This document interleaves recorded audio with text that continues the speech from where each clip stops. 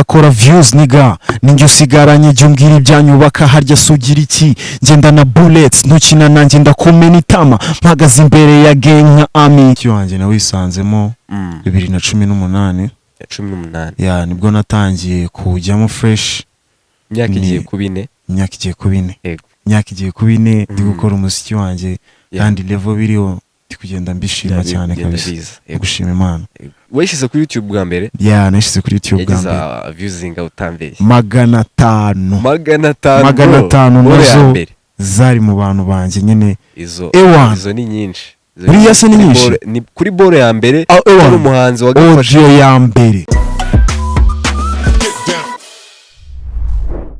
Mango 4G yakuzanye telefoni y'amatushe yitwa Keza 4G smartphone. Iyi noneho nirurangiza kuko irimo WhatsApp, Facebook, Twitter, YouTube n'izindi programme za Google. Ishuri ibihumbi 36 bya internet ya mezi 12 tuguhereze telefone ku buntu.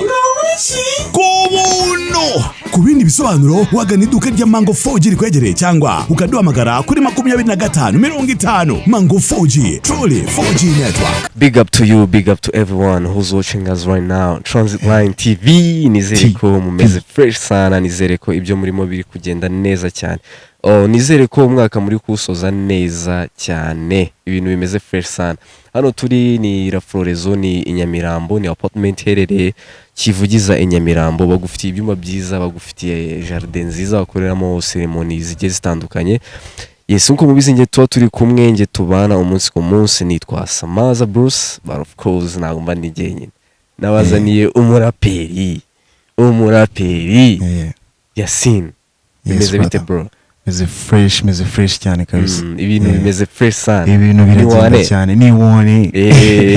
Yassin nko mubizi abaraperi ukuntu babiyambariye ni ibyawe, ni Air Force, ni black and white, amarinete, agachain, akabandana. Kuki abaraperi mugendana bandana bro? Urabona nagari bose. Nagari bose. Ariko nkanjye yumvuze uti uyu munsi I need to take this. I could use it for some help. Sushona. Ndakitwaza tu. Nta kintu kwibutsa? Nta kintu na kimwe numva. Tupac Shakur. No, ahubwo indi mpamvu ituma nyikunda nuko ndi umufana w'umuhanzi w'umunyamerika witwa YG ndi umufana w'ibyatari. Abafite mu ntoki arayambara. Umublad arayambara, video ze nyinshi aba yambaye, shirts ze nyinshi tu akenshi umubona ayifite. Cyakenshi kumva arimo araririmba ibintu byerekeye byo, ariko ngiye iriya story yanyumvishe ndayikunda cyane. Nanjye rero Ramuji nkoma iboni Yassin Indisitizo bro.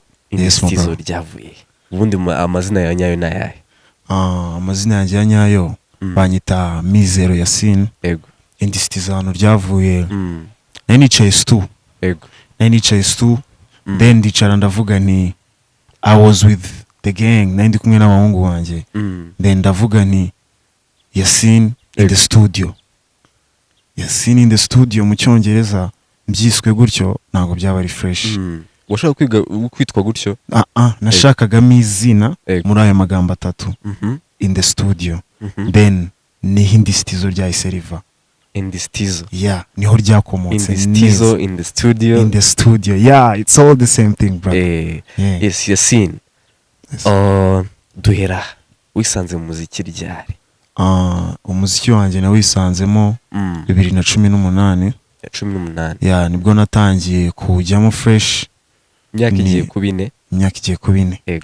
igiye kubine ndi gukora umuziki wanjye kandi level biriho ndi kugenda mbishima cyane kabisa gushima Imana. Umuziki wanjye rero ngewe ukuntu nawisanzemo byari bimeze nk'ibintu bisanzwe. Ubu bwa mbere ujya kujya kuri microphone ukumva biri kukuzonga, uri kugira icyunzwe, uri kugira ibibazo bya hato na hato, ariko ngewe naragiye ndavuga ni nari nanateguye, nanjye ndavuga ni mfite akavasi kamwe kangashiremo nishyure amafaranga make yanazanye, niba rumfasha mfashe, then ni nanka yumva nkasara bizahita binera courage yo kuza kuyirangiza. Kuko iyo ugarutse like for the second time biba biri easy. Just kuba wafungura icyo kintu mu mubiri wawe nicyo kintu wenda kiba kitoroshye, ariko iki bigerageza so inspiration yavaga he urusanzwe ukunda kuririmba cyangwa hari umuntu wakoze akantu kamwe karagukoma avuga ati reka ibintu bigerageze jewe ntago nayikuye ku muntu jewe just nakunda no kumva indirimbo z'abantu batandukanye ariko nkajya niyumvamo spirit yo kuba umuraperi brother. hip hop of course nta yindi njyana wigeze wiyumvamo? nta yindi njyana nigeze niyumvamo cyane. Hip hop niyo ya mbere ya stepinze. So umunsi wa mbere ujya muri studio ufashe umwanzuro wo kurikodinga wari umaze iminsi wandika wiyumva gute uvuga ati ngiye gusubira indirimbo bro?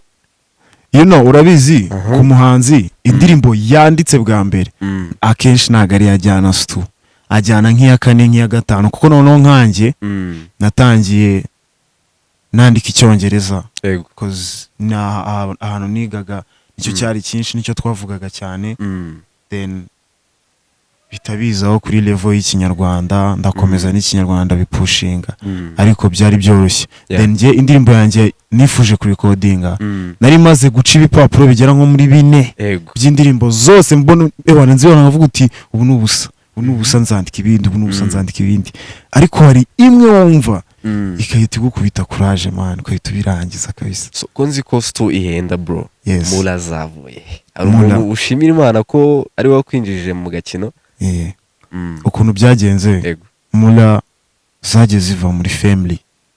At the beginning it was the family niyo bantu nasabaga support kuko nabonaga hafi cyane none uko akunda utaranagira gutekereza cyane muri icyo kintu uri gukora ako kanya ngo byose bite biza ayicaraga ngatekereza nkavuga uti nta kundi ndegera mami ndegera papa ndahamagara tantine ndahamagara uncle ndamucoresha hasi hejuru. Icyo gihe stu yari ihagaze nkangahe? Icyo gihe stu of course baba bafatira abatipe bakora ball za hip hop akenshi bafatiraga kuri 25. Icyo gihe yari danger kuyabona nawe urabizi byabaga bikaze. Ninde ukoreye indirimbo bwa mbere? No producer witwa Banks ukorera mu Nyakabanda ariko ubu ntago tugikorana. Ubu ninde uri gukorera? Ubu ndi gukorana n'uwitwa Z n'uwitwa Ilaz ndi gukorana na Loud Sound aba producer wo muri Loud Sound. So usohoye indirimbo ya mbere igihe hanze ya mbere ndakeka yari audio. Yes yari audio. Yakiriwe gute? Njyewe nyisohora narayisohoye mbona feedback z'abantu nta no muri kunshi intege. Narebye mbona bose courage komeza ujya juru komeza everything bari kubwira ibintu byinshi byiza. Narayi dropinze ewan ni kwa kwisharinga byatari nanjye ndakomeza ndayipushinga najya mbona ndayipushinze mvuye nko kuri social media by'akanya gato ngarutse nimugoroba imibare yibaze yiyongereye neda mvuga uti wow iki kintu ni cyiza kabisa. Wayishyize kuri YouTube bwa mbere? Nashyize kuri YouTube bwa mbere. Yagize viewing utambeshye 500 nazo zari mu bantu banje nyine izo ni nyinshi. Buriya se ni nyinshi kuri ball ya mbere ari umuhanzi wagafashe audio ya mbere abantu bazigira ni bake bro ndakubwiza ukuri. Yes. So inshuti abavandimwe bavuga ati keep it up yes. So ubona message z'abantu bavuga bakubwira ibyiza gusa ziba zikenewe nazo cyane cyangwa ukeneye naba bandi bakubwira ngo ahantu bro bakishe. Ubona message ziri positive n'iziri negative ziba zidakenewe zombi? Jewe I face both sides. Sides zose ndazifacinga. Bene abo ngabo bagwa message udakeneye baraza bene n'abandi bagutera courage bakaza.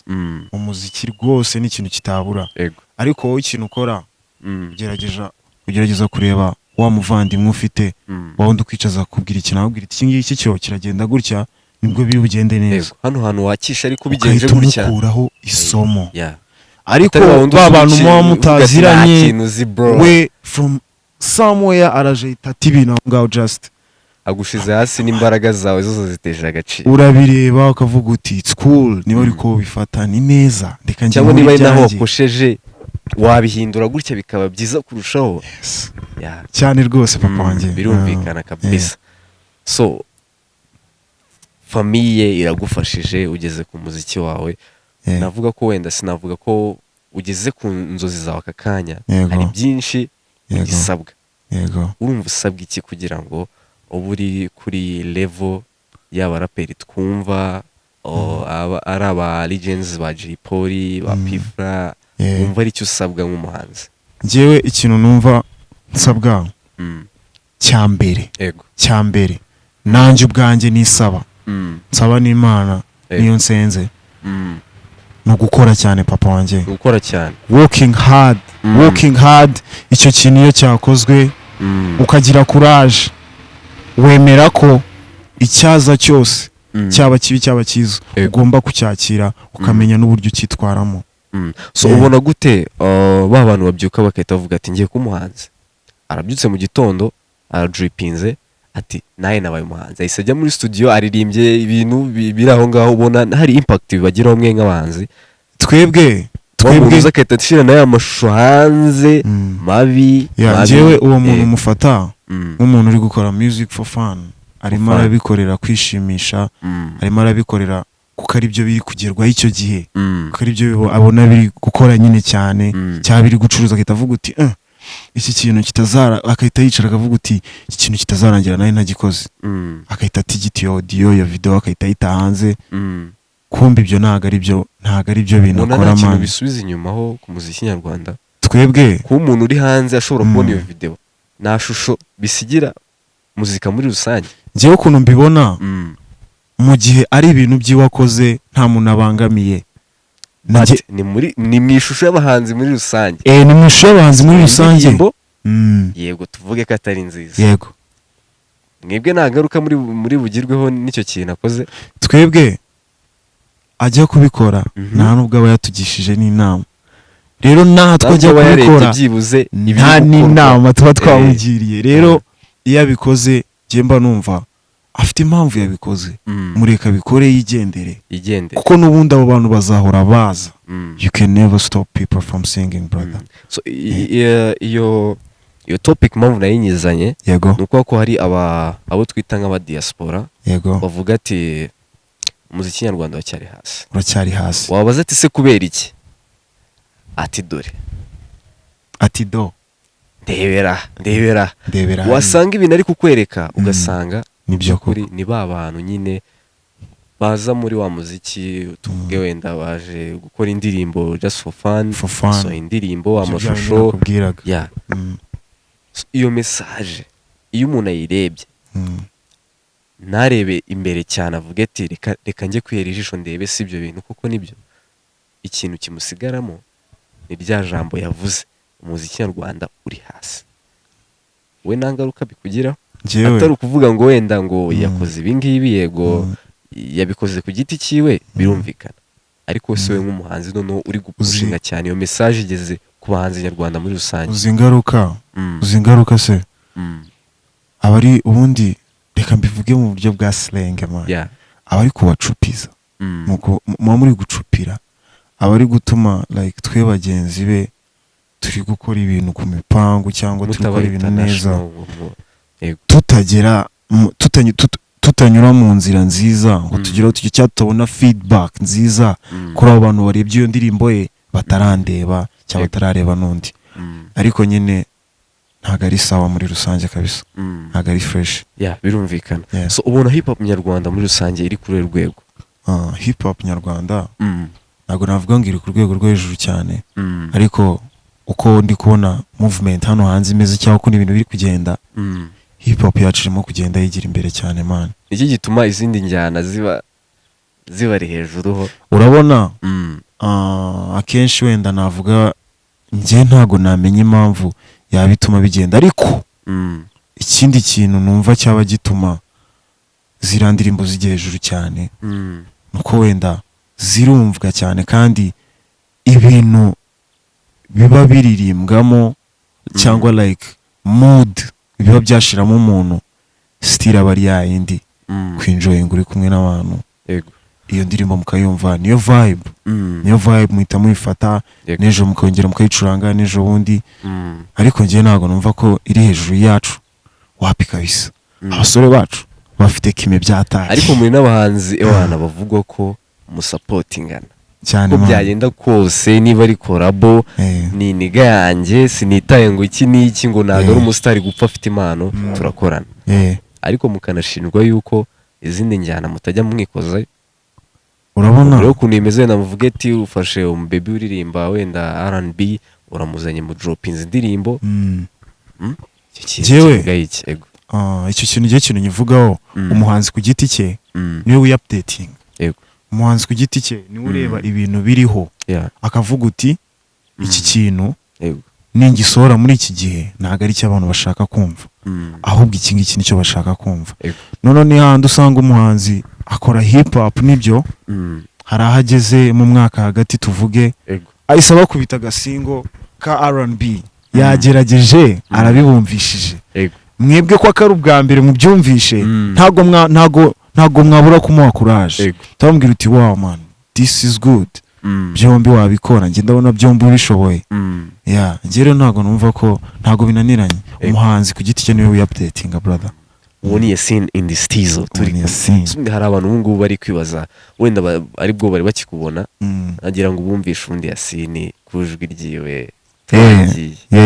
Umva verse zanjye muri 2022 yaje ngapusha ama pancakes ukibihe bigenda ndushaho bro no kuba ndi anymore hari n'igihe ndakara gusa siniyemera tawe mbabarira dore voice ya street ndi umuraperi njyewe ndi cool nifunga bandana iyo ndabuye nkorera imbere nago nitaye kubyo batekereza ndi nigizi guhitamo nuzana IG ndaguha live babahe n'umuziki nuzana IG ndaguha live yes my brother man cyaze ubuze uranshikira uyu munsi nakwizaniye so bro COVID-19 uyivuga iki kuri we nk'umuhanzi ubona hari iki yagusigiye?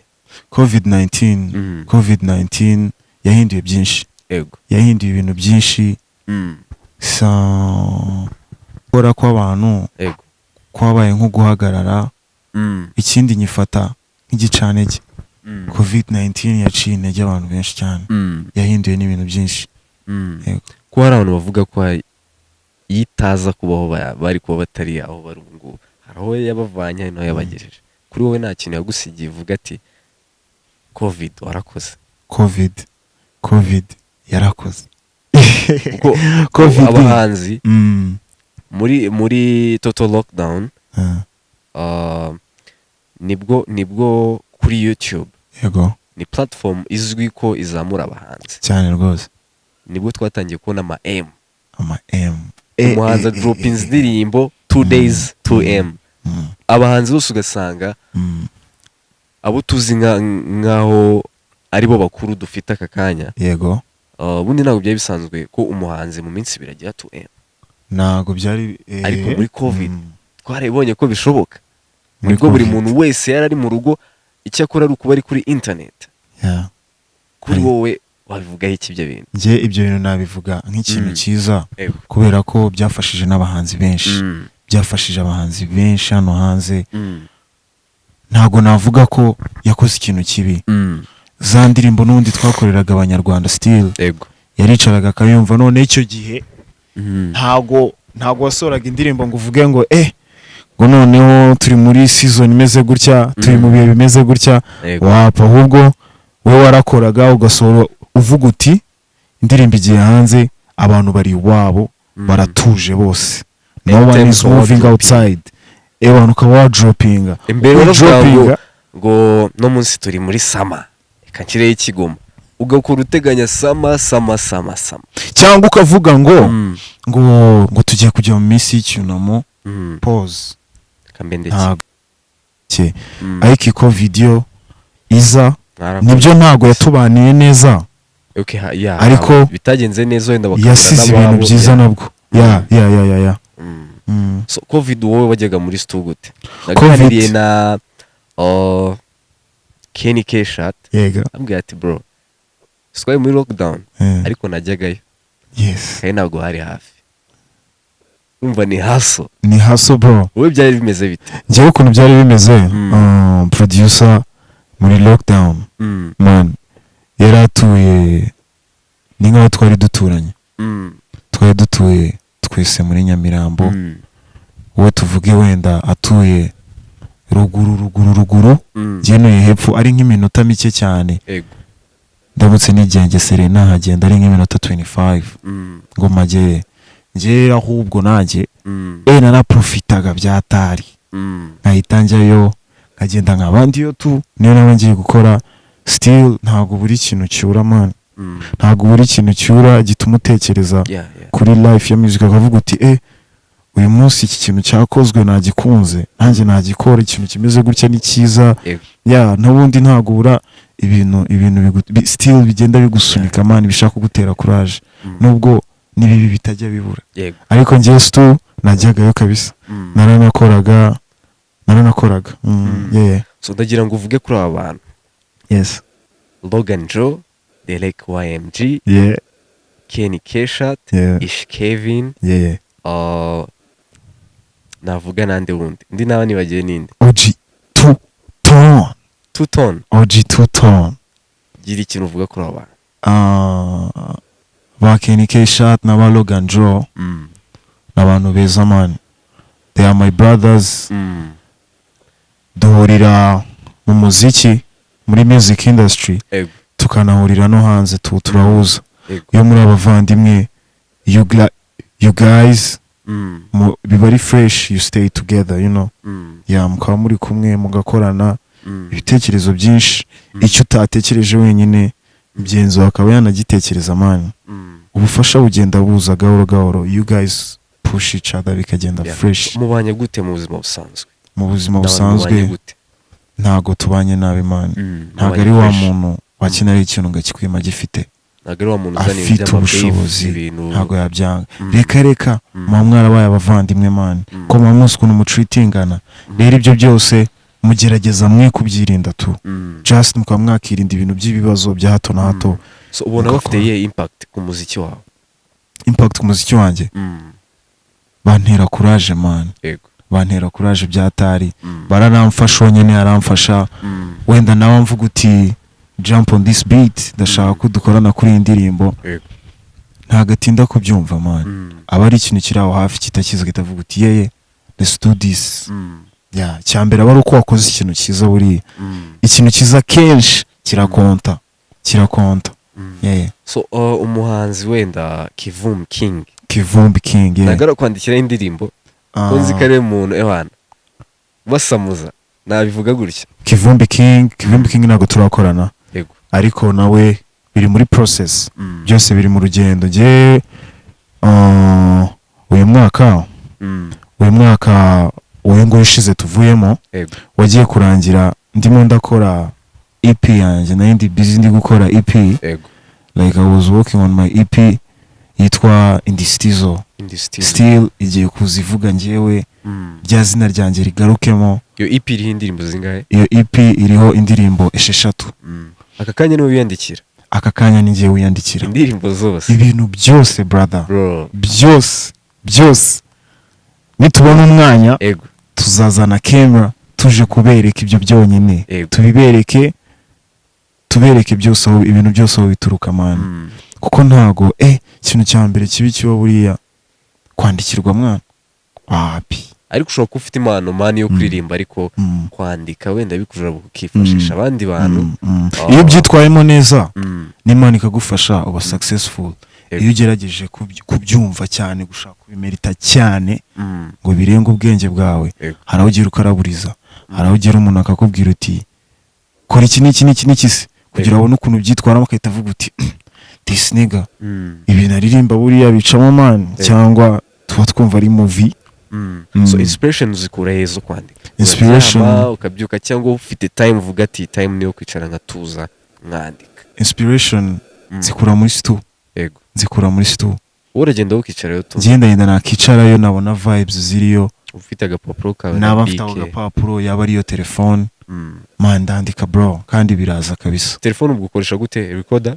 no ukoresha memo cyangwa ugakoresha subwo nago bigora bro wapi bro no gutypinga ugenda usiga space ugenda umanuka hasi ukabitondeka nawe ku buryo nujya kubirangiza nujya kubiririmba from up bitari bukunanire man uragerageza kabisa ukabyaranje phone ndika yize ngo wenda uri babantu bategura indirimbo we birecording gusa kicara akahita himbira ibintu aho ngaki recording akaza kubisubiramo kongera yongeraho utundi akaza kuvamo indirimbo barahari hano hanze bameze gutyo ariko burya hari n'igihe uvuga uti njyewe gahunda yanjye kugira igende neza wenda nuko nicara nkanonosora ayo magambo fresh iyo nicaye nkabiha umwanya wanjye nanjye ndandika ariko nanjye aka kanya wowe umfasha ukambwira uti tujye still ntago nawe uri ikintu ngukorera cya fresh still nayo courage bihari just kuba icyo kintu ugiye kunkoresha ngikunze byose bigenda wanyemerera ngaguha topic ukayihimba akantu ukabara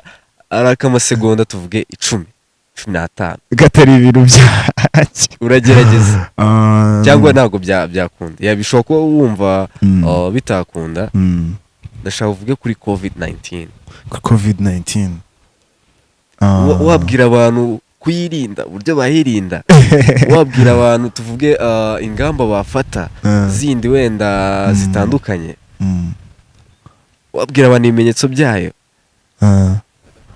niba ari amasegonda 5 okay reka tuvuge wenda 5 wenda okay COVID-19 you guys stay safe nahita nyimanuka mu cyongereza nicyo kibazo urabona mu kinyarwanda kuhita mfatisha amagambo akanya rayira bro nushaka kurekera nyine gusabye nushaka kurekera bro so Yassin akanya imishinga yawe niyihe abakunzi baba bategereza yes urabona ubu ngubu twari turindiriye ko umwaka wa 2021 urangira warangiye neza turashima Imana ko tugeze n'aka kanya tugihari rero uyu mwaka abanyarwanda dushaka kubabwira ko bafitiye big project nta nubwo ari kera iyi January turimo turakora ibintu birenze kuko bafitiye ya EP navugaga iyo EP zasohoka hari kuzana video zazo hari kuzana iyo EP y'indirimbo 6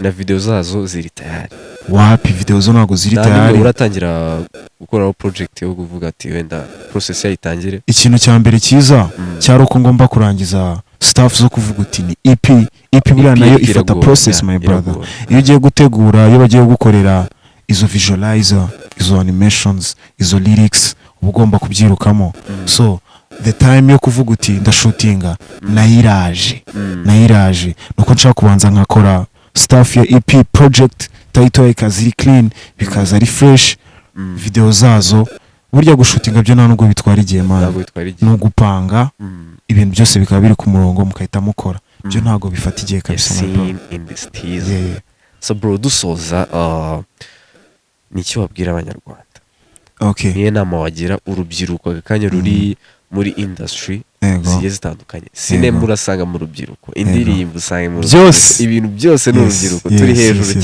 cyane my bro ikintu nabwira abanyarwanda muri aka kanya Yassin Indisitizo arabakunda byatari njyewe nifuza kuba ibintu byiza non stop bidahagarara noneho abanyarwanda nabo bakazana urukundo bafite urukundo noneho rukiyongera support ikiyongera nanjye ntago nzabatenguha ntago nabatenguha my bro I can't disappoint you guys so ukiri kuri jambo ntago wadutenguha nayo ndumufana wawe bro yes my brother duha kandi ka dusoza okay ndimo ndakora views niga ninjye usigaranye jya umbwira ibyanyubaka harya sugira iki ngenda na bullets ntukina nanjye ndakumena itama mpagaze imbere ya gang nka army ndi umuvugizi wa rap pop confidence zimwe zikantera stress bro sinatojwe nk'abantu ujya wumva buretse uyisatira uyumve black borders